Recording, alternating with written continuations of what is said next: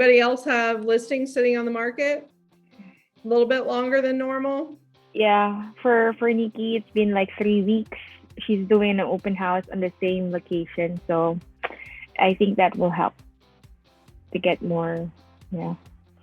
So, and I don't want anybody to panic. What I want you to understand is that we're moving into a normalized market. Where we've been operating for the last 2 years, 2.5 years, has definitely not been a normal market. The reason I'm telling you this is because the consumer panics, right? And when the consumer panics, the agent panics, even the agents who've been in the business a long time, because for the last 2 years, it's just been very, very much like a really horrible agent could still sell a lot of houses in the last 2 years. You didn't have to be a good agent. Now we've got to be good agents, and we have to be the economist of choice for the consumer. On average, a credit card percentage rate in the US is somewhere between 17.5% and 22%. Do most people in the US have credit cards? Yeah. Do we even bat an eyelash at that 18% interest rate? Nope. No. You go to buy a car, right? What do you think the average interest rate is to buy a car? It's 8 to 9%. Okay. 8 to 9% on average. And depending on your credit worthiness, that could even go up to 11, 12%. Do people buy new cars all the time in the US? Yeah. Yes. So why is it important that you guys know that interest rates for a residential home is somewhere between 5 and 6%? Why do you need to understand the differences in those interest rates and what it costs to borrow money? Well, I think the difference between a credit card and an auto than a real estate is that real estate appraises while auto is depreciating and credit card is an obligation, which doesn't really give a positive return for our clients. And yet, the consumer is in a panic right now, correct? Yes.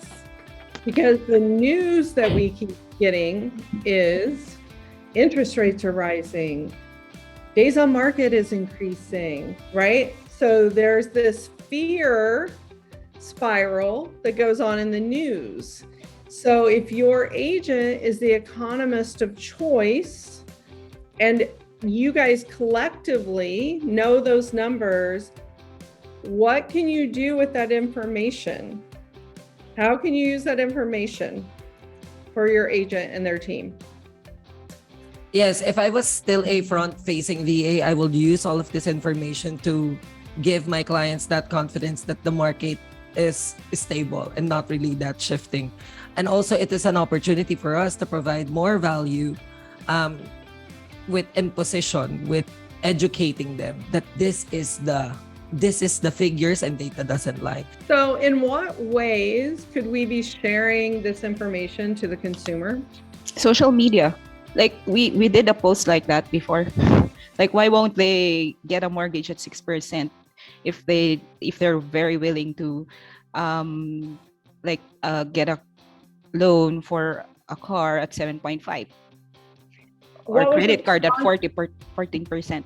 This is how sad it is. Like I could not tell you right now what the interest rate is on my house. I bought it, I don't know, 12, 14, 15 years ago. I don't know. Do I know what the interest rate is on my credit cards? No.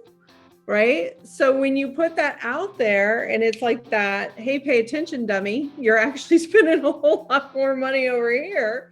What's the reaction from the consumer on that social post? if you are buying at 6% and in 48 months or 24 months, let's say, interest rates go back under 5%, you can go refinance and get the lower percentage. Like, you're not locked in. So what I want to ask though is, how do we get that messaging to consumers? What are our outlets inside of ExecAssist and Collab Engine?